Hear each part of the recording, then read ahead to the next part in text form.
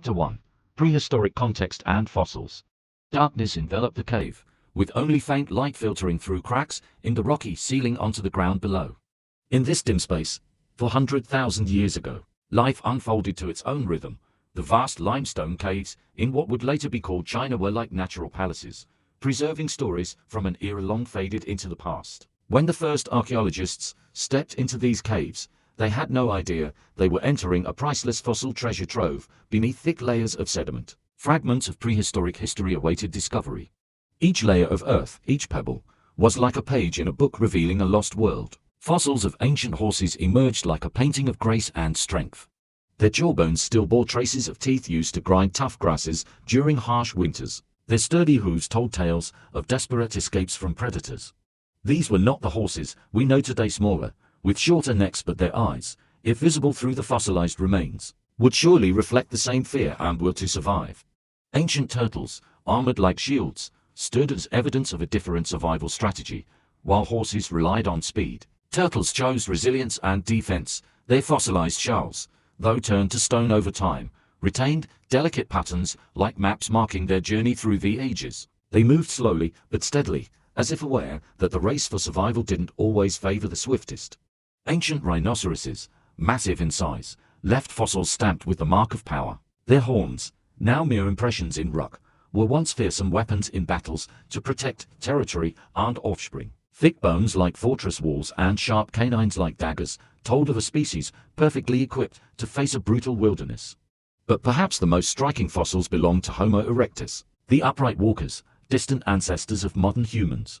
Their skulls, with low foreheads and robust jaws, spoke of a species distinct yet undeniably intelligent. Stone tools found alongside their fossils stood as silent witnesses to their creativity and remarkable adaptability. In these damp caves, Homo erectus sparked fires, illuminating the darkness and marking a leap forward for humanity. Charred remnants lingered in the geological layers. Like black stars in the record of evolution, they lived in groups, hunted together, and faced nature's harshness as a united front. Life 100,000 years ago was an unrelenting dance between predator and prey. In that primal landscape, rain fell like silver spears, piercing the canopy, and cold winds sliced through flesh like blades. Each dawn brought hope of survival. Each dusk swallowed those not wise or fortunate enough. With brains smaller than those of modern humans, but sharp enough to craft tools, kindle fire, and organize hunts, Homo erectus rose above nature's law of tooth and claw. They weren't the strongest or fastest creatures, but their ability to think and cooperate allowed them to endure and thrive in a world teeming with danger. The fossils unearthed in China's limestone caves are more than proof of ancient life. They are pieces of a grand evolutionary puzzle. Like pages from an ancient tome written in stone and bone, they narrate the long journey of life on Earth. In the cave shadows, where time seems frozen, echoes of the struggle for survival still resonate. These fossils, though silent and still, speak powerfully of a world where every day was a fight to exist, a fight to breathe, eat, reproduce, and carry on. Perhaps the greatest lesson from these fossils isn't about extinction, but about the power of adaptation. In the brutal game of survival, it's not always the strongest or smartest who prevail, but those best able to adapt to relentless change. China's limestone caves, with their fossil riches, remind us that all of us modern humans and other creatures alike are part of this vast evolutionary tale, one that began in the primordial past and continues today. Chapter 2: Homo erectus and Adaptation. Dawn broke over the sprawling savanna, golden light slowly dispelling the pitch-black night. In that fleeting moment between darkness and day, a figure stood upright against the skyline, eyes warily scanning the horizon. This was Homo erectus, the upright human, a pivotal branch on humanity's evolutionary tree, clutching their species' fate in an unforgiving struggle for survival. Unlike other primates still tethered to the safety of forests, Homo erectus had stepped beyond the shelter of trees to face a wider world. Their long, strong legs were built for standing tall and moving efficiently across vast grasslands. This upright stance wasn't just a physical trait, it was a symbol of a turning point in evolution. The moment our ancestors chose to meet challenges head-on and rise, the brain of Homo erectus, though smaller than that of modern humans, was substantial, ranging from 850 to 1,100 cubic centimeters compared to the 1,300 cubic centimeters of Homo sapiens. It was like an ancient computer, not as fast as today's models, but powerful enough to tackle the wild's complex problems. They could analyze situations, recognize patterns, and even imagine future scenario skills invaluable in the fight for survival. The cracked earth beneath their feet bore the tracks of massive beasts, mammoth footprints like small craters, rhinoceros hoofprints hard as stone, and, in the distance, saber-toothed cat tracks etched in sand like a silent warning.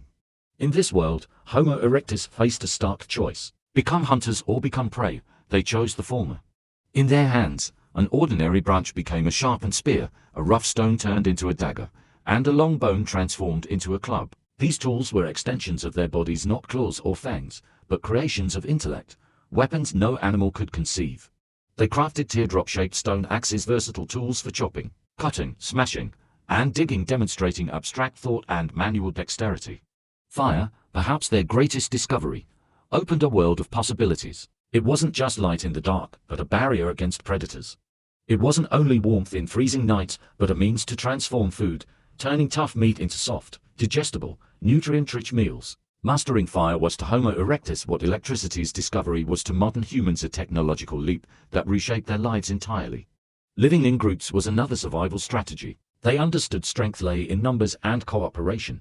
Small bands grew into larger communities where knowledge was shared and passed down, like a torch handed from one generation to the next. Each discovery, each new technique, belonged not just to individuals, but to the collective, creating a power greater than the sum of its parts. Hunting for Homo erectus wasn't about raw strength or speed, but persistence and intelligence. They couldn't outrun antelopes, overpower elephants, or match lions' ferocity, but they could track prey for days, waiting for moments of weakness to strike.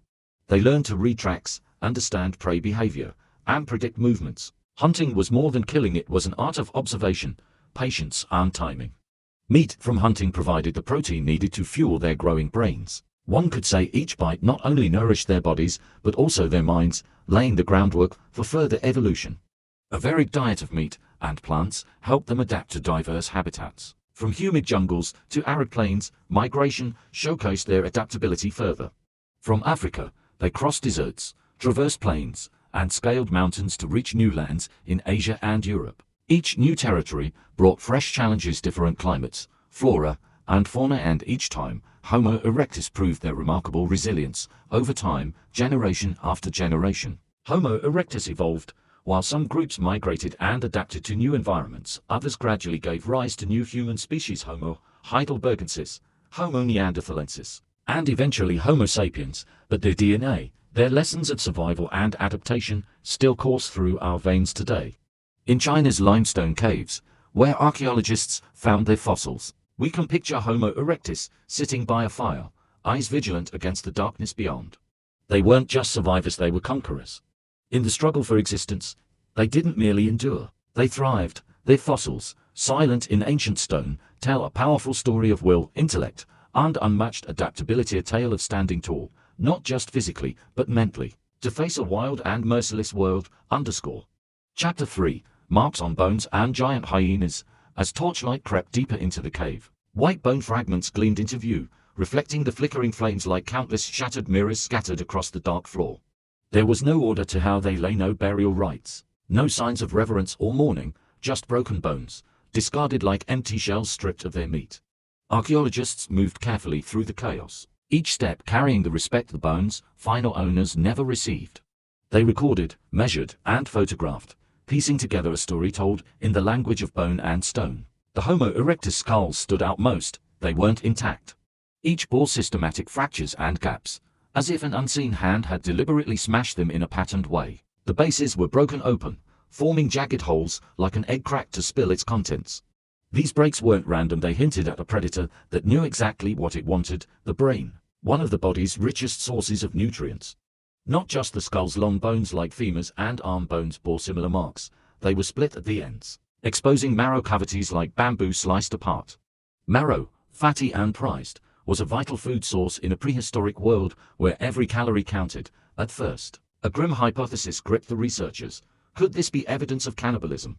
Had Homo erectus hunted, killed, and eaten their own kind in desperate times? Were these marks a dark chapter in human evolution? But closer inspection under microscopes and specialized lighting revealed the truth. These weren't clean cuts from stone tools. They were tooth marks, indentations, and scratches where powerful jaws had crushed sturdy bone. And these teeth didn't belong to any primate. They belonged to Chicxulub brevis rostris, the giant short-faced hyena. On the vast prehistoric plains, the maniacal laughter of giant hyenas could freeze the blood of any creature. Unlike their smaller modern cousins, these beasts were true terrors, bone-crushing machines. Weighing 110 to 190 kilograms, double the size of the largest modern spotted hyenas, they ruled their era. Picture a creature standing shoulder-high to an adult human, about 0.9 to 1 meter tall at the shoulder and 1.7 meters long from nose to tail. Their form resembled modern hyenas, but magnified, like a familiar sketch drawn by a giant's hand. Their front-heavy, muscular bodies boasted broad shoulders and thick necks. Like weightlifters built for power, their hindquarters sloped lower, giving them that characteristic hunched gait. But don't be fooled by their odd shape. They could move with startling speed and endurance, chasing prey over long distances. Their most fearsome feature was their jaws.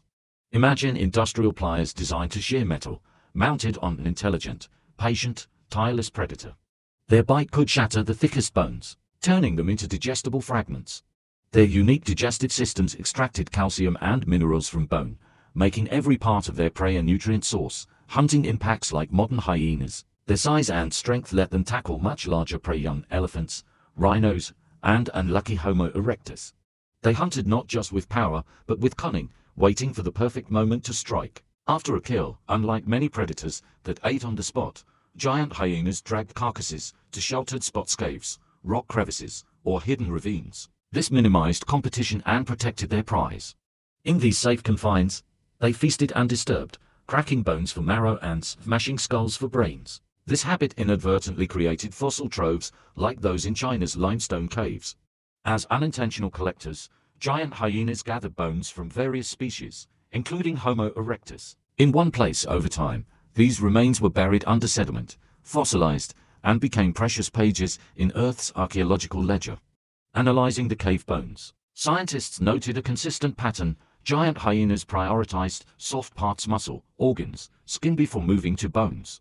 Among the bones, skulls and marrow-rich long bones came first. This wasn't random, but an instinctual nutritional strategy. Brains and marrow offered the highest fat content, fueling these massive, active predators. The tooth marks on Homo erectus bones told of their final moments not as victims of their own kind, but as prey to one of the era's most fearsome hunters. This framed the relationship between Homo erectus and giant hyenas in the broader survival struggle. Homo erectus wasn't always the hunter, sometimes they were the hunted. Perhaps the pressure from such formidable predators drove the development of their intelligence, tools, and group strategies. Evolution wasn't just spurred by the need to hunt, but by the need to avoid being hunted. The limestone caves, with their bone-carved tails, testify to a world where the line between predator and prey was thin and ever-shifting, a world where each day survived was a triumph, each dawn a reward for those clever, strong, or lucky enough to outlast the night. Chapter 4, Lowly Place in the Food Chain. Dawn of a new era glimmered over the African savanna. Golden light spilled across the earth, casting long shadows of migrating herds across the boundless plains in the hazy glow of morning. A small group of bipedal creatures cautiously emerged from their makeshift refuge, a lone fruit tree that had sheltered them through the night. Each knew that in this world, survival hinged on fleeting moments. A single lapse could mean death. Standing barely a meter tall, our distant ancestors appeared as fragile beings. Their bodies lacked sharp fangs, fearsome claws, or jaws to crush bone. They had no thick fur to fend off the night's chill or tough hides to withstand combat wounds. All they had were nimble hands, developing minds, and a fierce instinct to survive. The African savanna back then was a vast stage where a relentless survival drama played out ceaselessly.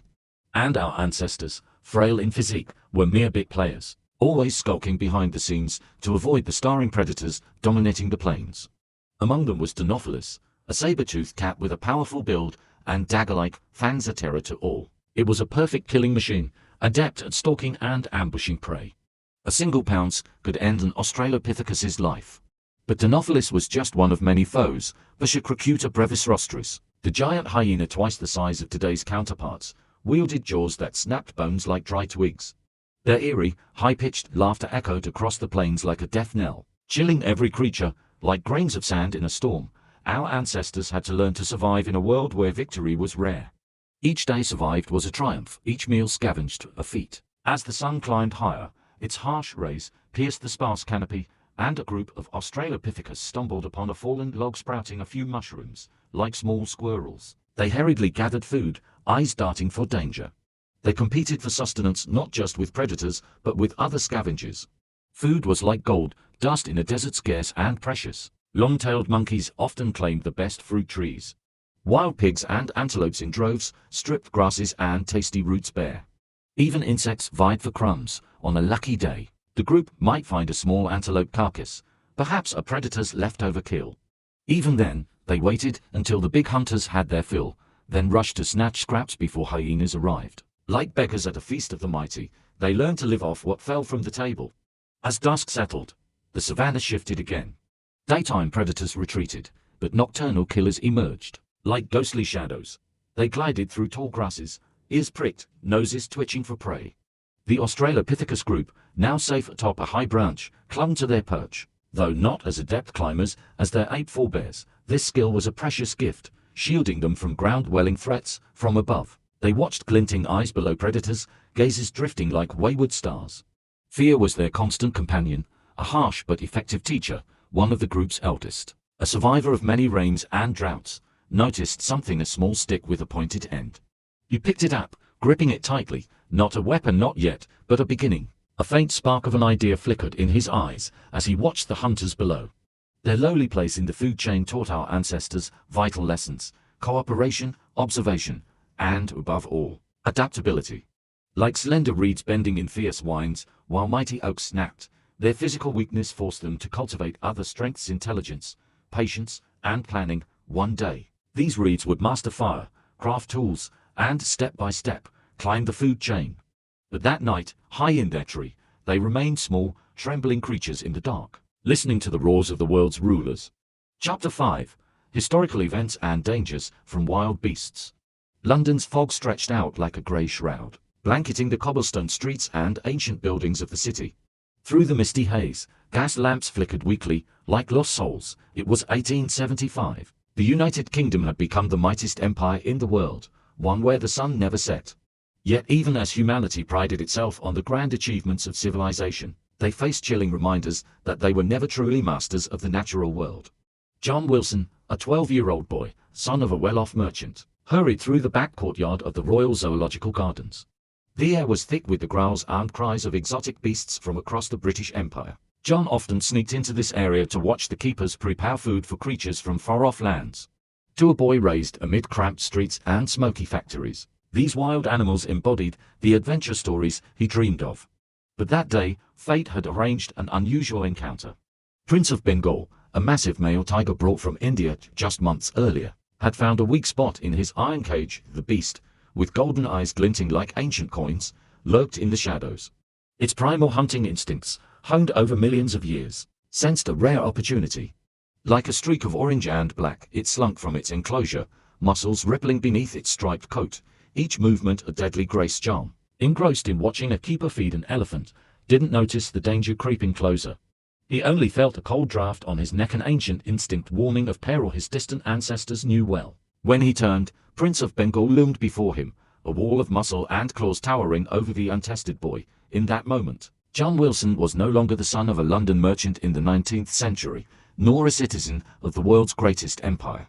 He was simply prey, a fragile creature facing nature's true ruler. The tiger roared, a primal sound that froze every cell in John's body with fear. Time seemed to shatter like a broken clock in the beast's amber eyes. John glimpsed humanity's story across millennia from prey to predator. Now, all the technology and triumphs of civilization meant nothing. With a sudden leap, Prince of Bengal launched its 600-pound frame through the air like a deadly arrow. John fell, air rushing from his lungs as his back hit the hard ground. He closed his eyes, bracing for claws sharp as razors and jaws like steel to tear through his thin flesh. But fate had other plans. Joseph Brook, a keeper with 20 years of experience, spotted the danger in an instant. With reflexes forged from decades handling the world's deadliest creatures, he grabbed an iron rod nearby and charged the freedom-hungry tiger. Back off, he bellowed, his voice thundering as he swung the rod through the air. Startled by the sudden interference, Prince of Bengal hesitated. In that critical moment, Brook's shout drew other keepers, who rushed in with tools, ropes, staffs, and a rifle for the worst-case scenario.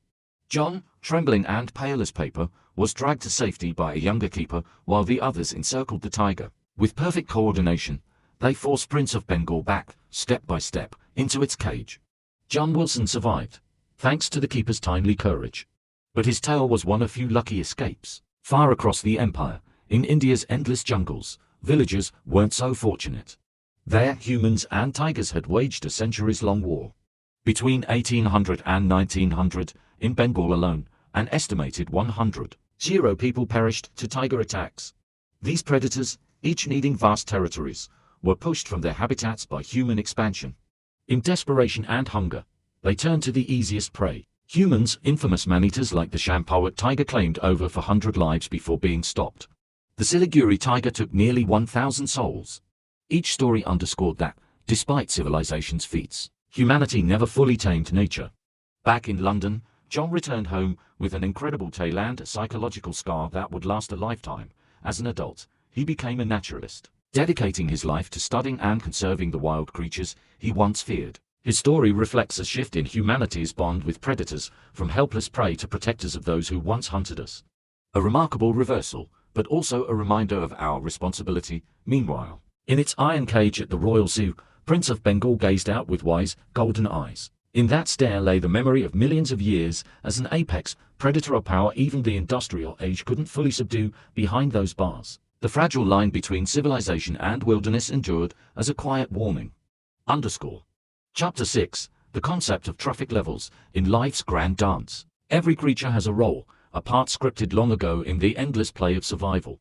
Like a towering pyramid, the food chain rises layer by layer, each level reliant on the one below. This is the concept of trophic levels, a detailed map of energy's flow, from the sun to every living thing on Earth. At the pyramid's base, humble yet wielding astonishing power, are the autotrophs. Nature's master chemists, plants, algae, and certain bacteria have perfected the art of turning sunlight into chemical energy through photosynthesis. Like ancient alchemists seeking to transmute metal into gold, these organisms transform sunlight, water, and carbon dioxide into sugar and oxygen, a biological miracle repeated billions of times daily across the planet.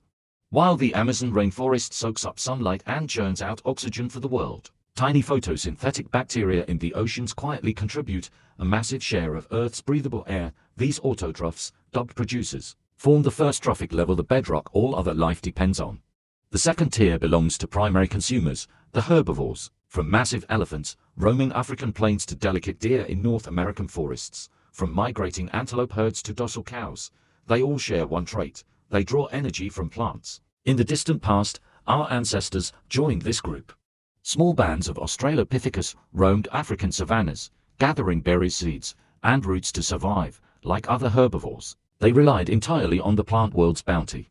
But unlike antelopes or elephants, they lacked complex stomachs to digest cellulose, speed to flee foes, or horns to defend themselves. Their place in the food chain was precarious. The third tier houses secondary consumers, carnivores that prey on herbivores. Like dancers in a deadly waltz, they move with elegance and purpose. Each leap of an African cheetah, each snap of a great white shark, each swoop of an eagle reflects millions of years of honed evolution, crafting them into efficient hunters. In this realm, lions reign over African grasslands like true kings, their manes glinting like gold under the sun, a symbol of power in the animal kingdom. Farther north, in Siberia's icy forests, the Amur tiger embodies winter itself, fierce, cold, and lethal. Its striped coat blends perfectly with the play of light and shadow among trees, a ghostly presence that even grizzly bears fear. In the deep oceans, killer whales, with uncanny intelligence and coordinated hunting tactics, boast social skills rivaling ancient human tribes. They hunt in teams, communicate with complex languages, and pass knowledge across generations. At the pyramid's peak, proud and solitary, stand tertiary consumers, apex predators that hunt other carnivores. These are the gods of the animal world. Ancient saltwater crocodiles, stretching up to 7 meters, once terrorized riverbanks. Harpy eagles, with talons stronger than a grizzly's jaws, could snatch howler monkeys or sloths from the air. Most fearsome, perhaps, is the great white shark, an ocean hunter so perfect it's barely changed in 16 million years. In this world, ancient humans were mere intruders, small and weak, without fangs, strength, or speed, but they wielded a weapon no animal possessed: creative intelligence. With it, they began a monumental climb from a vulnerable spot in the food chain to dominance. Chapter 7. Evolving from prey to hunter. As dawn broke over ancient tropical forests, sunlight streamed through the canopy, casting dancing streaks on the ground. In that verdant world, a tiny creature darted among branches with remarkable agility.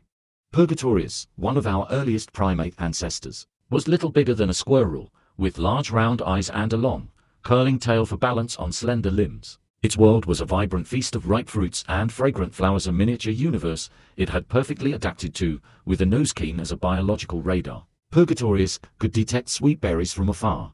Nimble hands with long, flexible fingers plucked the choicest morsels, while small claws gripped bark as it climbed. For Purgatorius and its kin, the treetops were a safe haven. Below lay the domain of predators, saber-toothed cats with dagger-like fangs, and giant eagles with sickle-sharp talons. In that unforgiving world, small creatures survived through adaptation and evasion, not confrontation. Millions of years dripped by like water from leaves, slow but relentless, carving the river of evolution. Earth's climate shifted, dense forests thinning into sparser lands.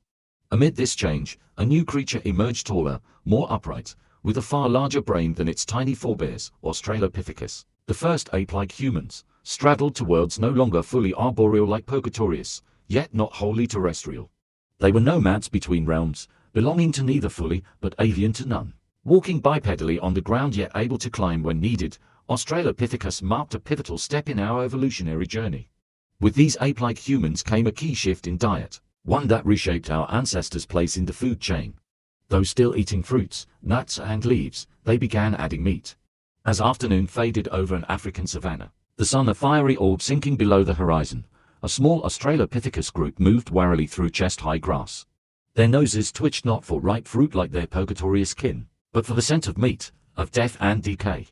Deep within even the most herbivorous creatures lies a craving for animal protein, a dense nutrient source to fuel a growing brain. But how could beings without sharp fangs or overwhelming strength obtain meat in a world of expert predators? The answer lay in scavenging, exploiting leftovers after hunters had their fill. Like gleaners after a lavish banquet, our ancestors waited until lions and hyenas ate their share before daring to approach the remains. But they had an edge other scavengers lacked: intelligence and dexterous hands. As an Australopithecus group neared a nearly stripped antelope skeleton, the lead male, a broad-shouldered figure with keen eyes, stooped to pick up a sharp-edged stone. With an instinctive motion, he scraped lingering meat from the bones, not with teeth or claws, but with an environmental tool, the first of its kind. His hands, with opposable thumbs inherited from tree-dwelling ancestors, were ideal for grasping and wielding these crude implements. In that moment, as the stone sliced through flesh, a new chapter in human evolution began. Chapter 8. Competing with hyenas and winning, dawn spilled over the ancient Iberian plateau, a pink river washing away the frigid night. Around 800,000 years ago, the land later known as Spain was a wild paradise where the law of the jungle reigned. Icy air carried the breath of the last ice age, as snow-capped peaks stood sentinel over the vast landscape. On the reddish earth lay a colossal figure, the lifeless body of a Columbian mammoth, one of the era's largest creatures, sprawled like a monument to lost life. Its thick reddish-brown mane fluttered in the wind, as if holding memories of its ended existence. Though dead, its demise would sustain countless others. For carnivores, it was a rare feast and the stage for a coming clash. A pack of Chicxulub brevisrostris cave hyenas arrived first. These giant beasts, with shoulders nearly human height and jaws that could crush elephant bones, approached the mammoth like bloodthirsty phantoms. Their shrill laughter echoed through the chill air, a terrifying message to any daring to challenge their claim. Unlike their smaller African kin today, these ancient hyenas were true hunters, not mere scavengers, weighing up to 200 kilograms. They embodied raw power and brutality. Their complex social structure, with clear hierarchies and coordinated tactics, made them dominant in the food chain. A large female, her high shoulders and dull yellowish-brown coat marking her rank, led the pack. She claimed victory by sinking her teeth into the mammoth's stiff trunk, asserting ownership of the massive prize. The others lined up by rank, awaiting their turn, while some began tearing into the soft belly. The sounds of snapping bones and hoarse laughter rang through the valley like a symphony of death and survival. But their feast was about to be interrupted. From the hill's far side, a small group of bipedal figures moved with caution and purpose. They weren't fully modern humans, Homo antecessor, among the first humans to reach Europe, ancient forebears of our kind. Taller than their African contemporaries, adapted to colder climes, they were still dwarfed by the predators they'd soon face. This group of 7, an extended family bound by blood and shared experience, had watched the mammoth succumb to illness over days. Now, with the beast finally fallen, they were ready to claim what they saw as theirs. The lead man, a tall figure with a broad chest and deep-set eyes, signaled the group to halt as they observed the hyenas from a safe distance. In their hands were weapons, crude spears with flint tips, heavy stones for clubs, and smaller flakes for cutting. This was the crux of survival's race, not the strongest jaws or sharpest claws, but intellect and tools bridged their physical gap. These simple implements testified to humanity's growing ingenuity, a blend of creativity and necessity, observation and practice. Chapter 9. Dangers from other predators. Night fell over the ancient forest, cloaking it in silvery moonlight. The interplay of leaves cast eerie shadows on the ground. A small group of Homo habilis struggled to find a safe refuge as darkness descended. The leaders felt the tension rise with the night, knowing that within its shadows lurked not just familiar beasts, but a host of other predators, killing machines perfected by millions of years of evolution, high in the treetops. Silent dark shapes watched. The large, piercing eyes of eagle owls missed no movement. They posed little threat to adults, but for young children, their razor-sharp talons and curved, sickle-like beaks could inflict fatal wounds. These birds hunted in utter silence, their feathers engineered to muffle sound in flight. Like phantoms of the night, they glided through the air, their prey only aware of danger when talons sank into flesh. Farther off, in South America's dense jungles, another terror reigned atop the canopy, the harpy eagle. With a wingspan reaching to meters and talons as long as a grizzly bear's claws, it could effortlessly lift a red, howl monkey or even a human child. They struck from above with terrifying speed, talons ripping through flesh before victims could react. For our ancestors, these aerial assaults were nightmares without warning, like poisoned arrows shot from the sky. A Homo habilis mother clutched her child tightly as she heard powerful wing beats overhead. Instinct drove her to dash beneath dense foliage, where giant birds couldn't penetrate. Open ground, safe from terrestrial predators, became a deadly trap under the talons of sky rulers. Yet danger didn't only descend from above. Lurking in thick underbrush was the leopard, among the nimblest and stealthiest of big cats. Lacking the lion's bravado or the tiger's brute strength, it was a perfect assassin with unmatched camouflage and lightning speed. It could lie still for hours, patient as stone, awaiting the ideal moment to strike. Its spotted coat mimicked sunlight dappled on dry leaves, rendering it nearly invisible. When it pounced, it moved like an arrow, hitting speeds up to 58 miles per hour in short bursts. Prey had little chance to react, like a pedestrian struck by a race car. No warning, no escape, just a sudden end. Some Homo habilis bore scars, marks of lucky encounters with this feline. Each scar was a survival lesson, a reminder to stay vigilant, to scan shadows and corners. But perhaps nowhere was more perilous than shallow waters, the domain of the giant crocodile Crocodilus thorbionarsoni. Stretching up to 8 meters and weighing over a ton, these monsters were nightmares for any creature nearing water. They lay submerged, only eyes and nostrils visible, masquerading as harmless driftwood. Beneath that calm facade was a killing machine with razor-sharp teeth and the animal kingdom's strongest bite. A young group member, parched and careless, approached the riverbank without checking. In an instant, the water erupted, a gaping maw of jagged teeth snapping shut like a death trap. No cry, no chance to flee, just the splash and ripples fading, as if they'd never been there. The others froze, hearts pounding, eyes wide with horror. Every water run was a gamble with death. But water was life, they had no choice. As an unspoken rule, the keenest watchers stood guard while others collected, a survival tactic forged over generations facing aquatic terrors. Even on arid land, seemingly safe from hidden hunters, our ancestors faced threats from the giant short-faced bear. Standing over 3 meters tall when upright, these behemoths could chase prey at astonishing speeds despite their bulk. A single swipe of their massive, clawed paws could decapitate an adult, while their powerful jaws crushed bones like dry twigs.